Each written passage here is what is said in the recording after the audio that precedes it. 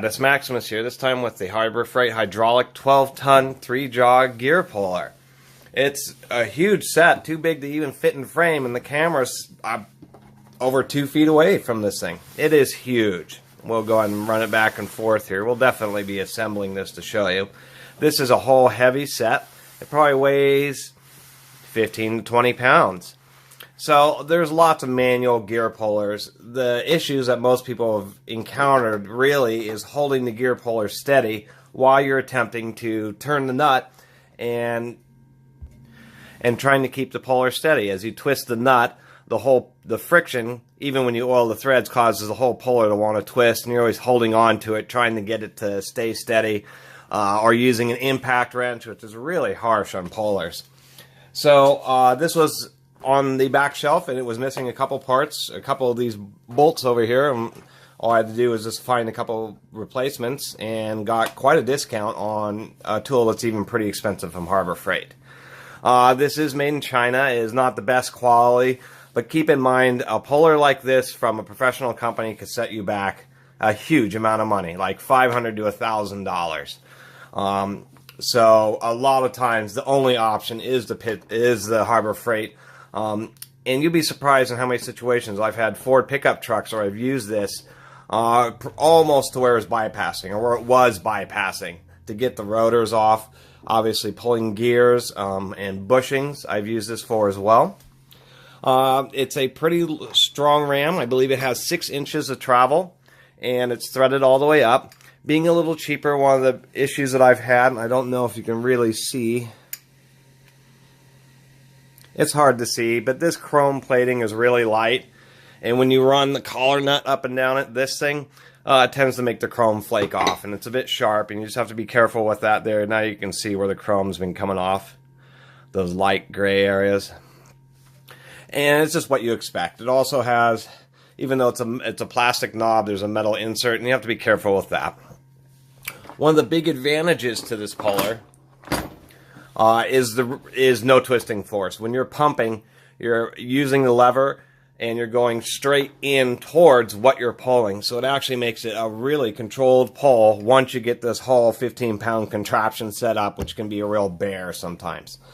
Another nice aspect is this handle here can swivel 360 degrees to any position, so I really like that a lot as well.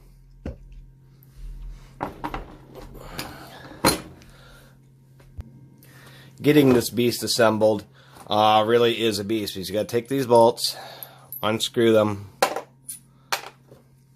take that, get these side plates on, the washer, and the nut. And you kind of have it all a little loose until you get it all together and all kind of set up. Then you tighten it down a little bit, but not a ton, because you still want these to have play. Let's go ahead and assemble this. But it's definitely fidgety with all these different parts. But we'll go ahead and assemble it so you can see what it looks like. Once you get used to it, it's not so bad setting these up, because you get it on the table like this. I do not know why these say 250, maybe 250 millimeter. But usually you just get these on the ground like this.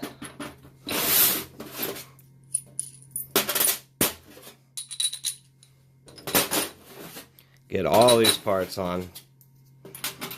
This is definitely a pretty strong unit. It is forged steel, you can tell, because the easiest way to tell from casting to forging is see that thick profile right there. God. That thick profile, that's where the metal has been squished out, and then they just shaved the flashing that was off the edge of it. It's always a real thin line if it's cast. And that's the undeniable way to determine whether or not something is forged. You have 2 different sizing holes here. Get the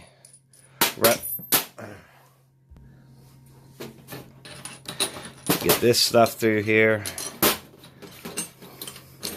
And I'm going to do this in real time just so you can have an idea of just, you know, how much fidgeting. Most people probably won't keep this tool in the case, as they'll just keep it assembled. Because it's really unwieldy to try to disassemble and reassemble it. I don't use it often enough to justify keeping it disassembled. or keeping it in one piece, because unfortunately it's really bulky without the case. And the way these arms just want to flail about just makes it a real big hassle. And you end up just beating the tar out of it, and you don't want to really damage the threads on the body of the unit itself.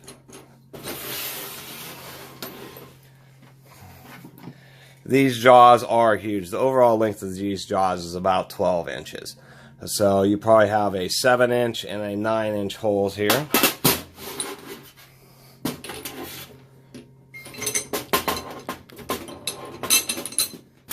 Get that through there.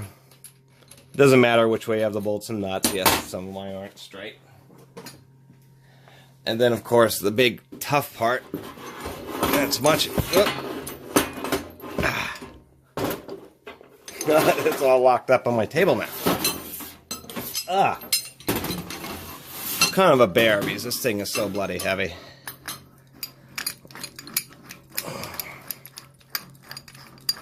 And then you have that.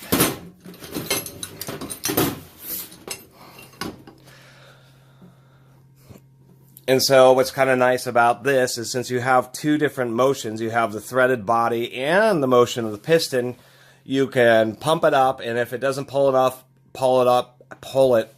off far enough, you can retract the piston. It is a spring-loaded piston, so when you release the valve, it will pull itself back in. And then you just twist this body and twist it up tighter, and then pump it up again. So really what's nice is that you can incrementally pull stuff off pretty far, many, many inches of shafting.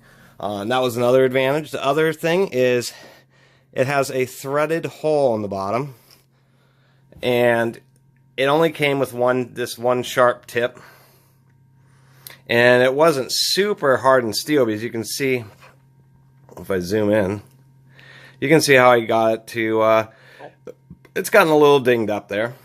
But what's nice is it's real easy to put in a bolt, if you need extra extension, and to get or make a variety of tips, you know, from a machine shop or something like that.